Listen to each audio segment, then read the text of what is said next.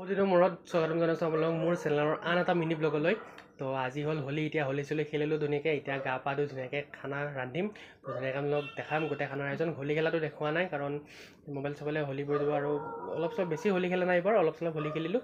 তো ধুনীয়াকৈ এতিয়া আপোনালোকক দেখাই যাম, তো মজাকৈ চাই থাকক এতিয়া কি ৰান্ধোঁ, এতিয়া কি হোলীৰ আজি খানা হয়, ধুনীয়াকৈ আপোনালোকক দেখাই আছোঁ ধুনীয়াকৈ। আৰু এতিয়া ৰাজগড়ত আহিছিলোঁ, ৰাজগড়ত পূৰা হোলী খেলি আছে, পূৰা একদম ৰাস্তা পূৰা ভিৰ হোলী খেলি। তো মজা লাগিছে, ইয়াত কিবা এটা কামৰ কাৰণে আহিছিলোঁ। তো এতিয়া ঘৰত যাওঁ, মই কামটো হৈ গ'ল। তো এতিয়া ঘৰত যাওঁ ধুনীয়াকৈ, ঘৰত ধুনীয়াকৈ খানা পিনা খাব লাগিব এতিয়া ধুনীয়াকৈ। তো এয়া ৰাজগড়ত পূৰা মানুহ হোলী খেলি আছে, আৰু ইয়াতে পূৰা এতিয়া ঘৰত যাই ধুনীয়াকৈ খানা পিনা খোৱাৰ কথা। আৰু এতিয়া এয়া মায়ে বনাই আছে মুৰ্গী মাংসটো হৈয়ে গ'ল, আৰু কিবা কিবি আছে বনাবলৈ, সেইখিনি হোৱাৰ পিছত ধুনীয়াকৈ খাম এতিয়া। আৰু এয়া ভাজি আছোঁ বৰপেটাৰ ৰঙাডিমা, আৰু এইটো কেনেকৈ ৰঙা কৰে এইটো যদি নাজানে মই কৈ দিছোঁ।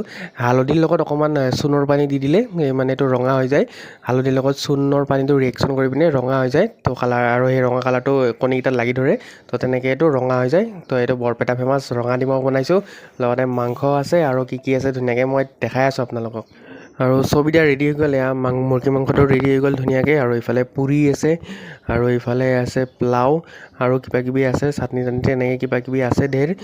তো এতিয়া ধুনীয়াকৈ খাব লাগে, আৰু ইয়াত ধুনীয়াকৈ ৰেডি কৰি লৈছোঁ কাঁহীখন পূৰা একদম। আৰু ইয়াত সৰু মাছৰ লগত পানীলাও খাৰ আছে, ৰঙাডিমা, তাৰপিছত মাংস, পোলাও, পুৰি ধুনীয়াকৈ খাওঁ এতিয়া পৰা এইটো কৈছে। আৰু হোলী স্পেচিয়েল আজি ইমানেই।